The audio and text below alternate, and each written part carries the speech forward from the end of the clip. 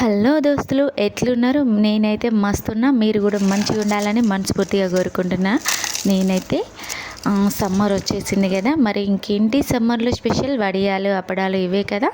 So నేను కూడా first time ఈ వడియాలు అయితే ట్రై చేశాను. చాలా బాగా వచ్చాయి. కర్రెకర్రలాడే కమ్మని వడియాలు చేసుకుందాం, ఈ సమ్మర్లో ఎంజాయ్ చేద్దాం.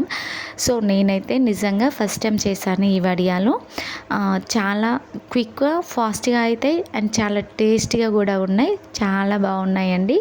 ఎంత క్రిస్పీగా ఉన్నాయో చూడండి మీరే, అసలు నమ్మరు. అసలు చాలా బాగా వచ్చాయండి.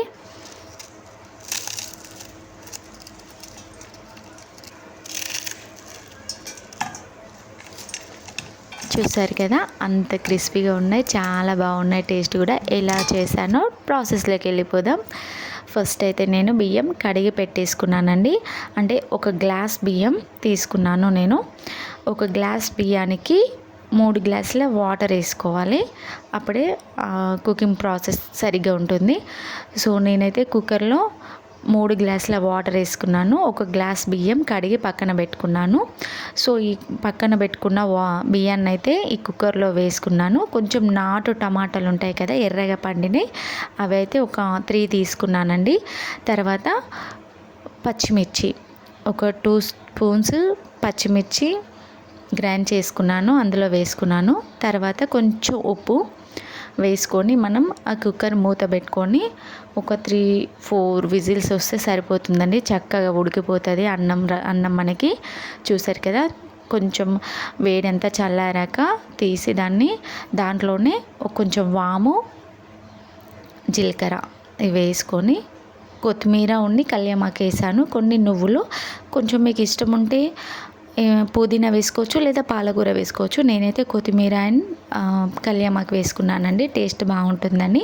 మనం పప్పు దువ్వ ఉంటుంది కదా, స్మాష్ చేసే దాంతో కొంచెం మెత్తగా, అంటే మనం వడియాలు పెట్టుకోవడానికి రావాలి కదా, అందుకోసమని అలా కొంచెం స్మాష్ చేసి దాన్నైతే మనం పక్కన పెట్టుకోవాలి. కొంచెం వేడి చల్లారేదాకా, గోరువెచ్చగా అయిపోయేదాకా పెట్టుకొని ఒక పాలిథిన్ కవర్ ఉంటుంది కదా పెద్దది, ప్లాస్టిక్ కవర్ తీసుకొని దాన్ని మనం ఎండలో పెట్టుకుంటే ఒక 2 డేస్ పెట్టుకుంటే సరిపోతుంది. సో దాన్ని ఇలా మనం వడియాల్లాగా ఒత్తుకోవాలి. కొంచెం మీకు చేతితోటి పెట్టుకుంటూ కాలుతుందని ఇబ్బంది అనిపిస్తే కవర్ పైన కూడా అలా వేసి పెట్టుకోవచ్చు. నేనైతే అలా ట్రై చేశాను కానీ నాకు చేతితోటి కంఫర్టబుల్ అనిపించింది. సో నేనైతే చేతితోటి అన్నీ పెట్టేసుకున్నానండి చక్కగా. కొంచెం మనకి చేతికి అంటుకుంటుంది కదా, అలా అంటుకోకుండా ఉండాలంటే కొంచెం ఆయిల్ అన్నా లేకపోతే వాటర్ తీసుకుంటే కొంచెం బెస్ట్ అండి. కొంచెం చేతికి అలా తడి చేస్తూ మనం స్ప్రెడ్ చేసుకున్నాం అనుకో, మన చేతికి అంటదు, వడియాలు కూడా చక్కగా రౌండ్గా వస్తాయి. నేనైతే అలాగే ట్రై చేశాను. ఒకవేళ మీకు అంటుకుంటుందంటే మీరు కూడా కొంచెం వాటర్ పెట్టండి, పర్లేదు, బాగానే వస్తుంది. నేనైతే ఇలాగే అన్నీ పెట్టుకున్నానండి.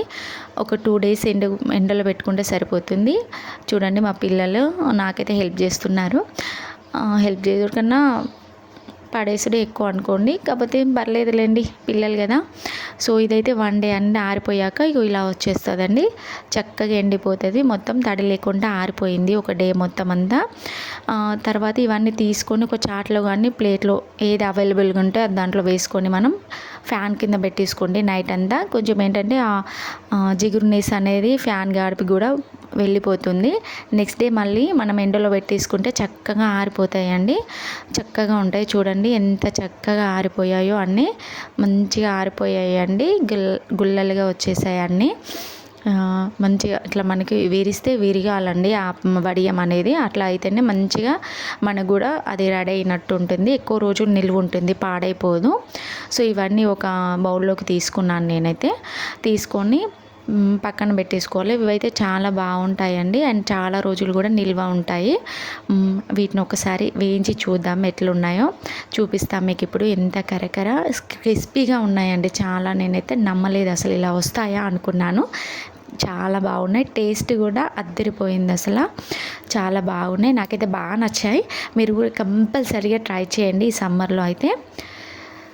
చూడండి కొంచెం ఆయిల్లో వేసుకొని మనం ఇలా డీప్ ఫ్రై చేసుకోవాలి. చాలా బాగున్నాయండి టేస్ట్ అయితే. మీరైతే తప్పకుండా ట్రై చేయండి, చాలా బాగున్నాయి. అండ్ ఇలా ట్రై చేసి ఎలా ఉన్నాయో నాకు కామెంట్ చేయండి. నా ఫస్ట్ టైం ఈ వీడియో చూస్తే ప్లీజ్ ఒక చిన్న లైక్ ఇవ్వండి.